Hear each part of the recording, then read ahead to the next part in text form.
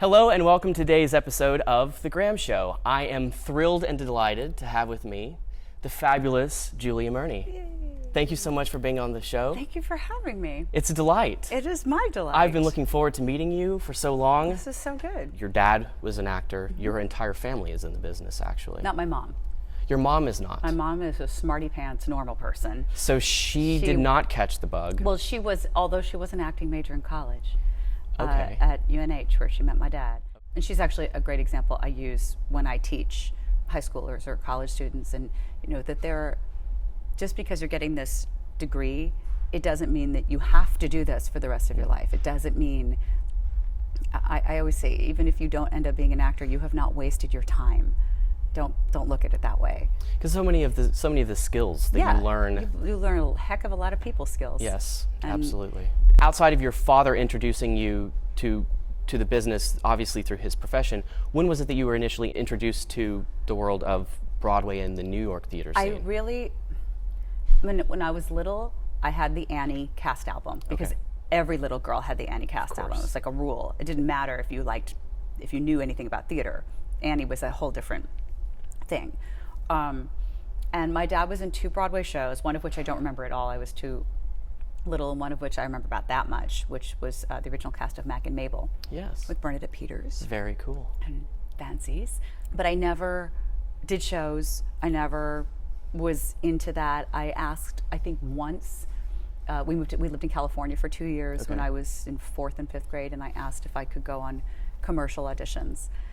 And they said, when you're old enough and you can do it yourself, then you can. And my passion was so deep that I went, okay.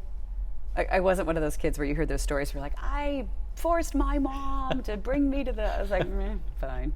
And so I never did anything. And then we came back to New York, and I was going into junior high, and I went into choir. And Miss Morris, Josephine Morris, who was the choir teacher at IS 44, she was the first one I would give credence to. She changed my life because I didn't know anything about anything. I was just following like a sheep. So you graduated from the famed high school, LaGuardia High School, and what drew you to Syracuse University? Well, not dissimilarly to clearly I'm very petulant. I didn't want to go to college.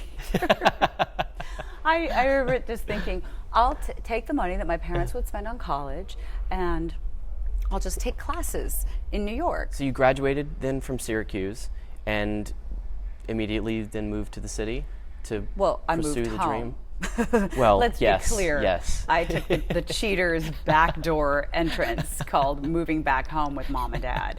Which is not a bad thing. Yeah, it's not a bad thing at all. But that's one of the harder questions when I teach, when students say, like, how do I move there? What do I do? And I'm always like, ooh, I'm the wrong person to ask. Let me bring a friend in who can talk to you about that, because I've never had that. This is my first moment in New York. Holy cow, look at the lights experience. So how do you think your experience was different then from someone else who is moving to New York for the first time, having been to New York for the first time? What challenges were different for you? What was surprising was that I think in my brain, because my dad was an actor, I figured I knew how it went, and I didn't. And that's something you cannot teach. In college, we would have alumni labs, and people would come, and some of whom who were still actors and some of whom had gone into other things. And to a man, every one of them would say, it's really hard. It's a really hard row to hoe. But what I realized later is that every one of us was thinking the same thing. We're all like, well, that's not going to be me. Right. Because I think I got it. Sure. I think I'm good. I thought that myself. Yeah. And maybe that's what you have to think in order to get yourself over the hump of wanting and then actually trying. Mm-hmm. But there's also the part where you finally get a job and then that job ends. Because no matter what, when you're doing a show, it will close or you will leave. One of those two things are inevitable. As whatever show you're doing starts to come to a close, suddenly now what am I doing? It comes up again, and it never ends. You can be 21, you can be 71. It's always there. That's tricky, and you can't learn that when you're just 19 and you're like, but I know all the music to whatever show is hot at that time. But you happen to be lucky and land a quite iconic role, which we're going to talk more about coming up.